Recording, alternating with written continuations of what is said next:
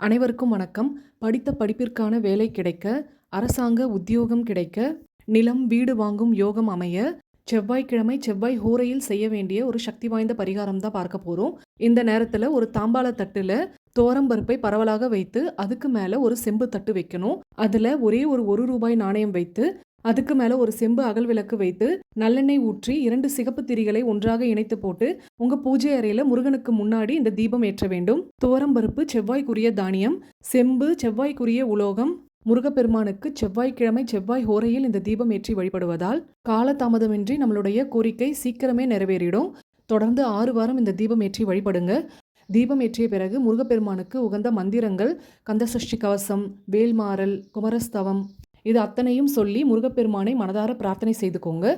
வாரம் துவரம்பருப்பை மட்டும் மாத்திருங்க. இந்த துவரம்பருப்பை ஒரு பையில சேர்த்து வச்சுட்டே வாங்க. 6 வாரம் முடிஞ்சதும் அந்த மொத்த துவரம்பருப்பையும் யாருக்காவது தானமா கொடுத்துருங்க.